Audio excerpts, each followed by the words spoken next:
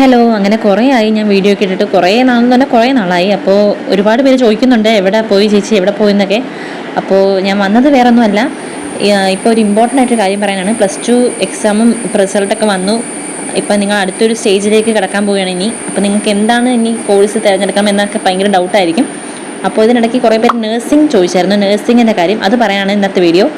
ഞാൻ അടുത്തൊരു വീഡിയോയിൽ നഴ്സിങ്ങിൻ്റെ ഏറ്റവും ബെസ്റ്റ് ആയിട്ടുള്ള കോളേജുകളുടെ നെയിം ഞാൻ ഇടുന്നതായിരിക്കും. പിന്നെ നിങ്ങൾ മെയിനായിട്ട് ശ്രദ്ധിക്കേണ്ട ഒരു കാര്യം, നഴ്സിംഗ് കോളേജ് തിരഞ്ഞെടുക്കുമ്പോൾ ഈ പറഞ്ഞ കാര്യങ്ങൾ, ഇതിനകത്ത് ഇപ്പോൾ ഞാൻ കാണിച്ച ഇമേജിനകത്തുള്ള കാര്യങ്ങളൊക്കെ നീ മസ്റ്റായിട്ട് ശ്രദ്ധിച്ചിരിക്കണം നിങ്ങൾ.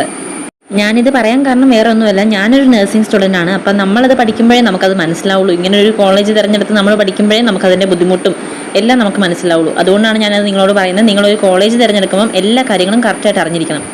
നിങ്ങൾ നല്ലൊരു കോളേജാണ് തിരഞ്ഞെടുക്കുന്നതെങ്കിൽ ആ കോളേജിന് ആദ്യം ഹോസ്പിറ്റൽ ഫെസിലിറ്റി ഉണ്ടോ എന്ന് നോക്കണം. ചിലത് ഇൻസ്റ്റിറ്റ്യൂഷൻ ആയിരിക്കും, ഹോസ്പിറ്റൽ ഫെസിലിറ്റി ഉണ്ടോ എന്ന് നോക്കണം. നന്നായിട്ട് ഹോസ്പിറ്റലിൽ പോയി പേഷ്യൻസ് ഉണ്ടായിരിക്കണം. അതൊക്കെ ഉണ്ടെങ്കിൽ മാത്രമേ ആ ഒരു കോളേജ് തിരഞ്ഞെടുക്കാവുള്ളൂ. പിന്നെ മെയിനായിട്ട് നോക്കേണ്ട ഒന്നാണ് INC അപ്രൂവൽ ആണോ എന്ന്. ഈ കോളേജ് നമ്മൾ സെലക്ട് ചെയ്യാൻ പോകുന്ന കോളേജ് INCയുടെ അപ്രൂവൽ ഉണ്ടോ എന്ന് നോക്കണം. പിന്നെ അവിടെ RGHSൻ്റെ അഫിലിയേഷൻ ഉണ്ടോ എന്ന് നോക്കണം. ഇതൊക്കെ ഉണ്ടോ എന്ന് മസ്റ്റായിട്ട് നോക്കിയിട്ട് ഒരു കോളേജ് സെലക്ട് ചെയ്യാവുള്ളൂ. പിന്നെ ഹോസ്റ്റലിൻ്റെ ഫുഡും ഹോസ്റ്റലിൻ്റെ കാര്യങ്ങളൊക്കെ നിങ്ങൾ അവിടെ മസ്റ്റായിട്ട് അറിഞ്ഞിരിക്കണം. ഇങ്ങനത്തെ ഫുഡാണ്, മലയാളി ഫുഡാണോ. ബാംഗ്ലൂരിൽ ഒട്ടുമിക്ക കോളേജിലും ഇപ്പോൾ മലയാളി ഫുഡൊക്കെയാണ്, കേരള മെസ്സൊക്കെയാണെന്നാണ് കേൾക്കുന്നത്. ഇപ്പോൾ എൻ്റെ കോളേജിലാണ് കേരള മെസ്സാണ്.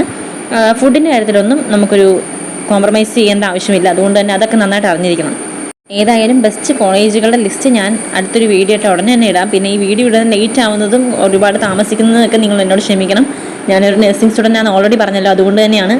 അതുപോലെ തന്നെ നഴ്സിങ്ങിന് പോകാൻ താല്പര്യം, കേരളത്തിന് വെളിയിലേക്ക് നഴ്സിംഗ് പോകാൻ താല്പര്യമുള്ള കുട്ടികൾ എൻ്റെ ഈ വീഡിയോയുടെ അടിയിൽ കമൻ്റായിട്ട് ഇട്ടാൽ മതി.